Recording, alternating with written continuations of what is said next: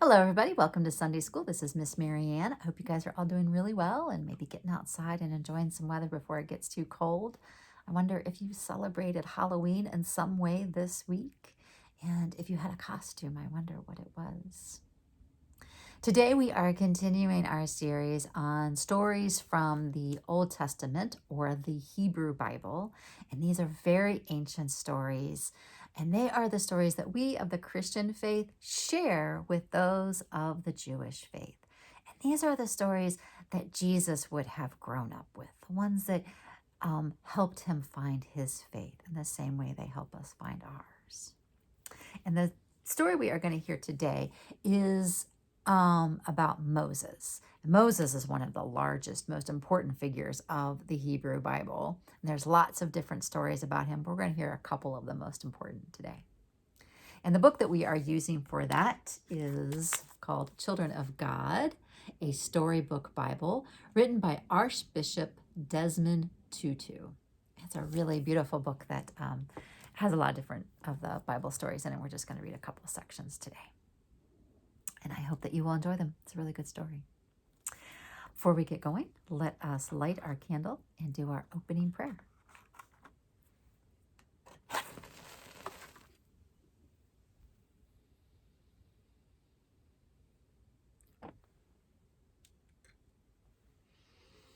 Let's just take a second to take a deep breath to help us get ready for our prayer and our story today. And you can either close your eyes or look at the candle.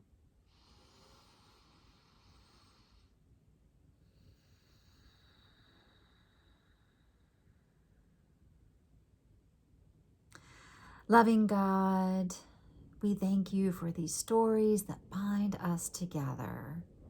Help us to feel your presence as Moses did and follow your guidance. Thank you for all these ways that we can know you and learn about you. Amen. And I will put this back here. There's a very large flame on it today. I'm going to set this back here along with my little mini altar. So if you have yours, if you haven't already got it set up, you can do that and turn your candle on. All right. Before we get started, when we pick up with this story, there's a few things you need to know. One, Moses is considered part of the Hebrew people, so that's how they refer to themselves. And they are currently living in Egypt, and they are ruled by the Pharaoh. So the Pharaoh is like the Egyptian king. Moses actually works for the Pharaoh.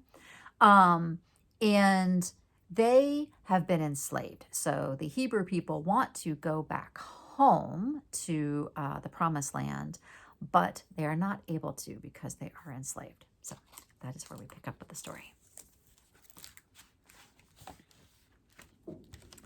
The voice from the burning bush. When Moses grew into a man, he looked after his father-in-law's sheep and goats in the desert. One day he saw a bush burning, but to his amazement, the leaves were still green. So the bush was on fire, but it wasn't being on fire. Moses' heart was pounding as he walked closer. "Moses, Moses," God called out from the bush. Moses shook and covered his face with his hands. "Here I am," he said. "Take off your sandals. You are on holy ground." Moses did as he was told. "I am the God of your ancestors. I promised Abraham that I would watch over his family and give them a land flowing with milk and honey. I have heard the cries of the Hebrew people. Go to Pharaoh and tell him to let my people go." "Who am I that anyone would listen to me?" Moses asked. "Moses, I need you to be my lips, my ears, my eyes, my hands, so that I may free my children." "Who will I say sent me?" "Tell them I am who I am sent you." Moses still trembled. And so God said, "Do not be afraid, my child. I will be with you."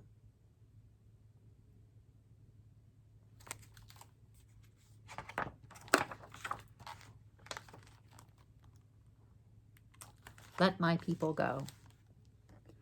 Moses told Pharaoh, "Let my people go." But Pharaoh said, "No." So God sent plagues to convince Pharaoh to let the Hebrew people go. First, he turned the water into blood. Then he sent frogs and gnats and flies. Then the cattle died, and people and their animals got sores on their skin. There was thunder and hail, and a great cloud of locusts filled the sky, and darkness covered the land for 3 days. After each plague, Pharaoh agreed to let the Hebrew people go, but then he would harden his heart and say no. Finally, God wept because now he had to send the most terrible plague of all. "Mark your doors with lamb's blood," God told Moses to tell the Hebrew families. On that dreadful night, death passed through the streets, and in every Egyptian family, the firstborn died.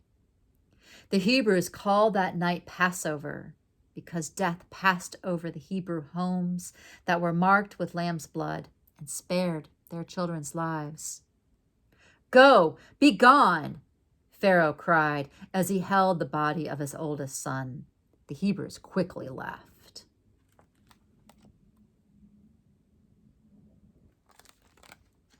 But when the Pharaoh saw that there was no one to build his tombs and pyramids, he hardened his heart once again. He sent his army to chase the Hebrews down and bring them back into slavery. The Hebrews fled from Egypt and at last arrived at the edge of the sea.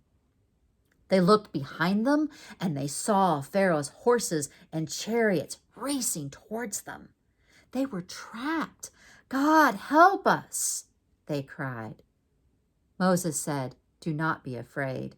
God is with us." God told Moses to hold his staff over the sea.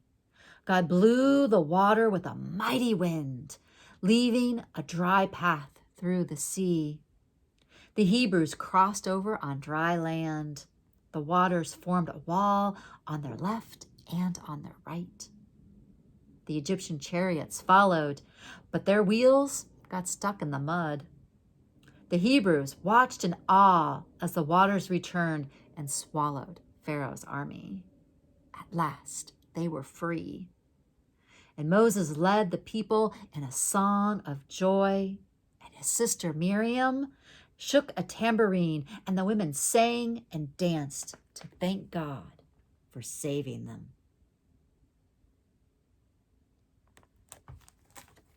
And that is the story of Moses and the burning bush, and a story called the Exodus, which is when the Hebrew people leave Egypt to go back to the Promised Land. So I wonder what you think about this story.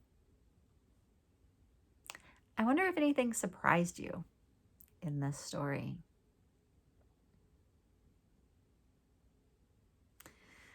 I wonder what sounds Moses heard when the bush was burning. I wonder what it felt like.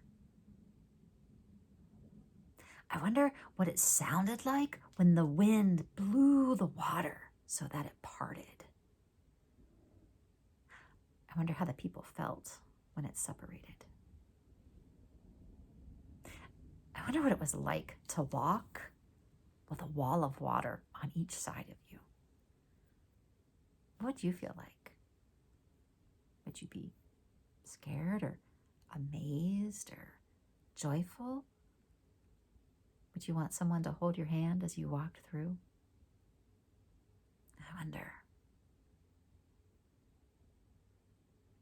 I wonder if you have ever seen something or heard something that you couldn't really explain in words.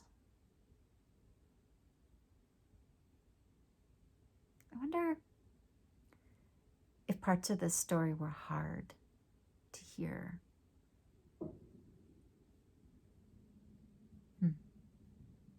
There's some hard parts in this story. I wonder which part of the story you like best. I wonder which part you think is the most important.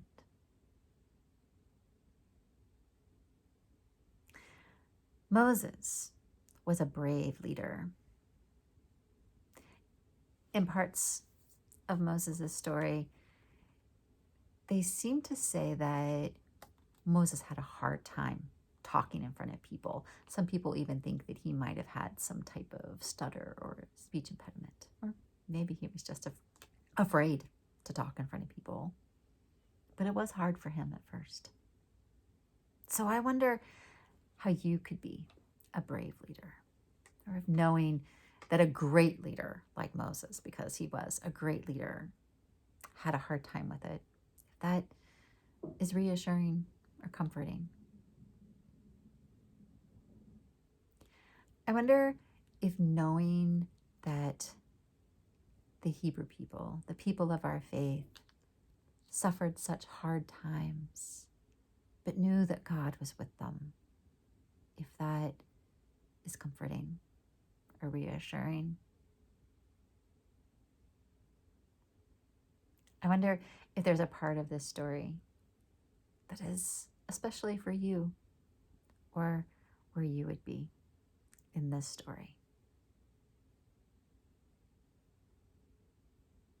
And I wonder what you are going to do this week. I hope you find something fun to do.